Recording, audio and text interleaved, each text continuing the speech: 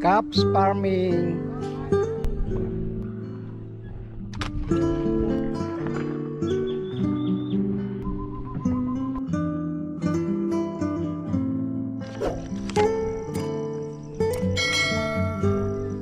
Magandang umaga mga ka-farmers.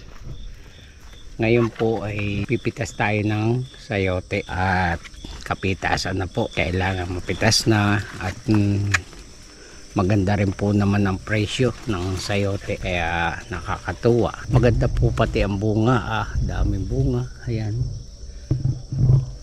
Yan po ang sayote natin. Kukuhanin lang natin yung malalaki.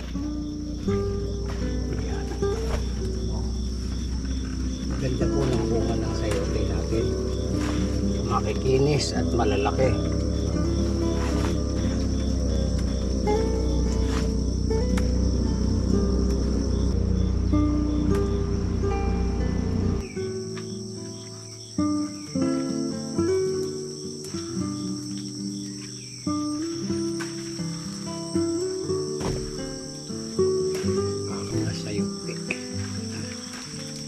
Ang kagandahan po sa sayote ay hindi po magastos kasi po hindi na kayo nag-i-spray at pitas lang po kayo ng pitas. Pag ganitong gumapang na sa taas ang sayote ay hintayin nyo lang pamimitas at dami, dire-diretso na po ang pamimitas niyan pagka ganitong nakabalag na, nakagapang na sila ng maayos sa taas.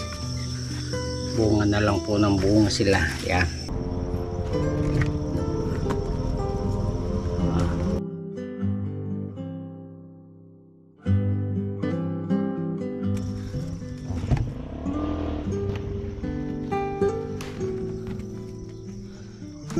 Napakadami po. Ayan. At ang kalimitan ay kambal po ang bunga ng sayote natin, kaya nakakatuwa at nakakaalis ng pagod ang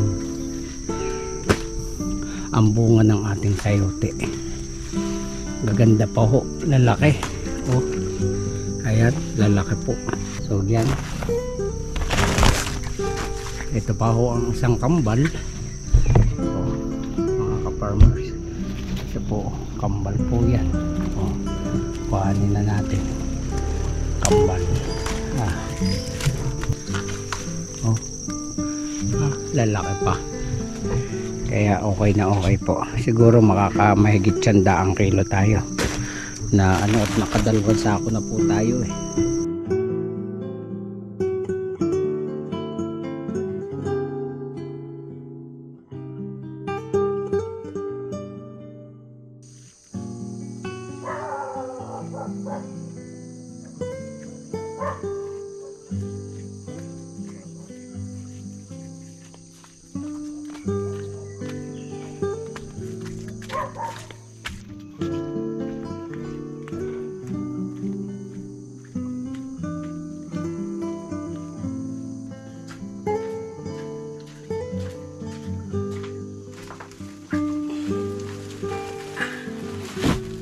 So yan po mga ka-farmers ang napitas natin dito sa ating pwestong ito.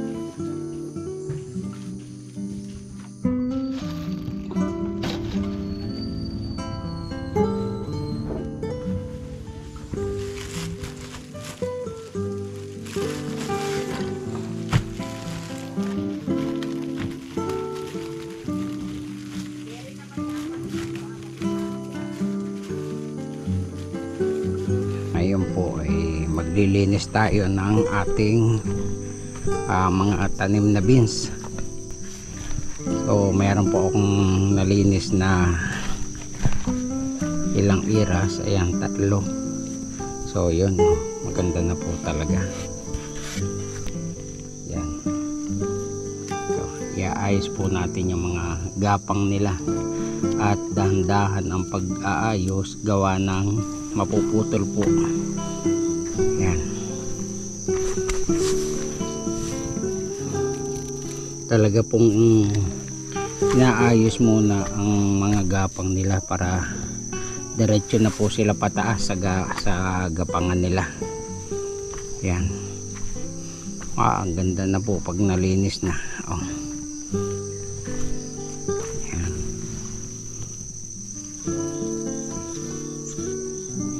So mga ilang linggo bubungan na po siya. Mabilis na po ito pagka na sa taas na sila ay talagang bubulaklak na agad sila at makakapitas na ulit tayo, malulusog, matataba.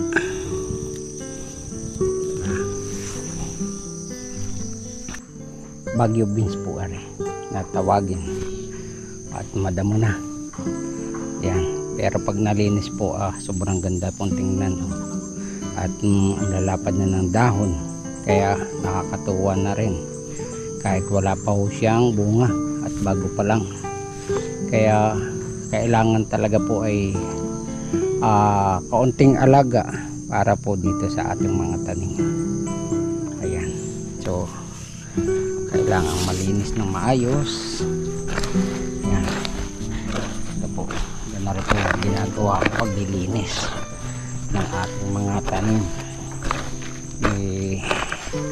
Meron po tayong patik, ito po yung patik na yan. Yan. Ito. Kaya okay naman po. Kailangan mamatay ang mga damo para hindi walang kaagaw.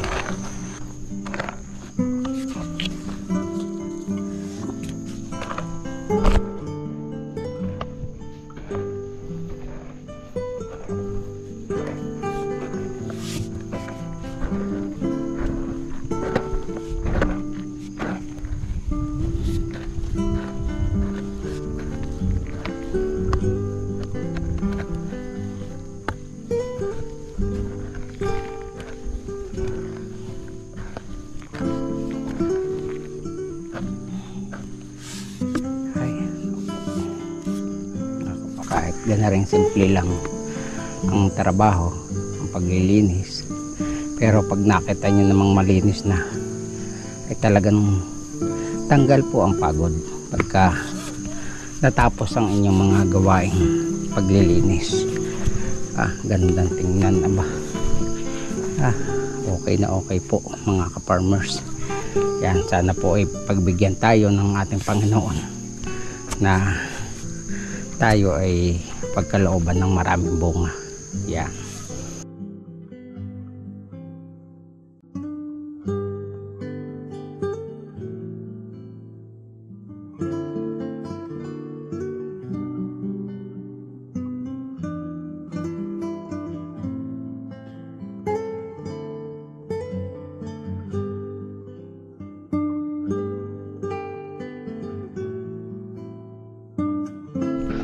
So ayan po mga ka-farmers, natapos na rin ang ating paglilinis ng ating mga beans. Ayan, ganda at malinis na. So yan, linis na, lago. So hintayin na lang po natin siyang gumapang. So bago pa lang po naman siya nagapang, kaya ang trabaho na lang natin ay magkaana at pa-spray na lang tapos ng linisan. So ang gagawin ay yung aayos ng mga gapang nila. So everyday kailangan pong naandito tayo para yung mga gapang nila ay maiayos natin dito sa kanyang lang gagapangan dahil tapos na rin mga gawaing are. So lilipat naman tayo dun sa ating sayote at lilinisin din po yung ilalim ng sayutian. Yan. Okay.